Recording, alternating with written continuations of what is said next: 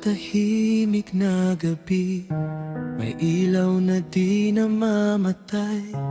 Isang lingkod na patuloy, kahit pagod na ang kamay. Bukas ang aklat ng buhay, sa bawat pahina ng salita.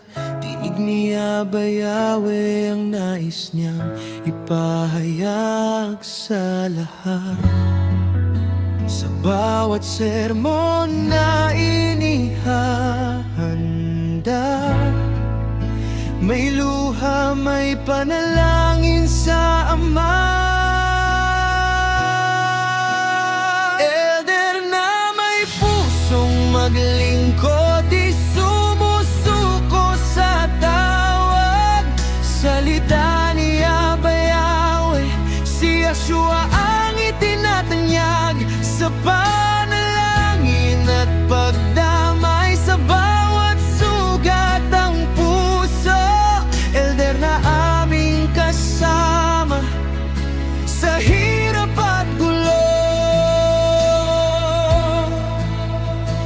Ngunit tanong sa bawat isa sa ating ngayon, mga kapatid, ipinapanalangin ba natin ang ating elder sa bawat laban na kanyang hinarap? May nananalangin ba para sa kanya? Kapag may sigalot sa gitna ng kapatiran, siyang unang lumalapit, dalay kapayapaan.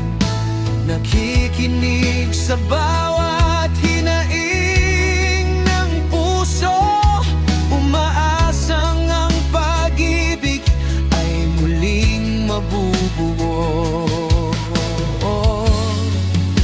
Ngunit may bigat din ang kaniyang pasan, may sandaling nais nang sumuko ang kalooban. Elder na may pusong maglingkod, di sumusuko sa tawag. Salita ni Abay Yahweh, si Yeshua ang itinatanyag. Sa panalangin at pagdamay, sa bawat sugat ng puso. Elder na aming kasama sa hirap at gulo. Ngunit tanong sa bawat isa sa ating ngayon, mga kapatid, ipinapanalangin ba natin ang ating elder sa bawat laban na kanyang hinarap? May nananalangin ba para sa kanya?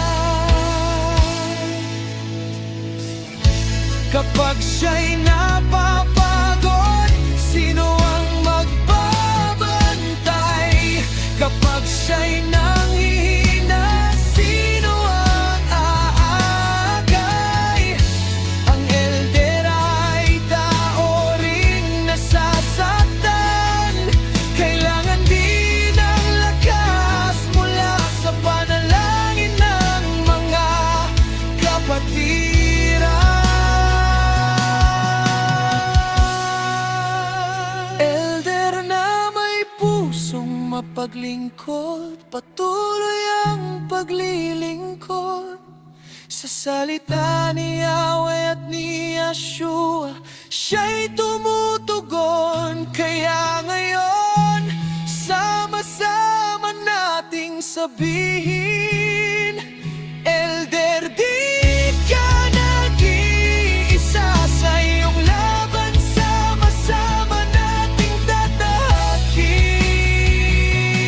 At tanong sa bawat isa sa ating ngayon, mga kapatid, ipinapanalangin ba natin ang ating elder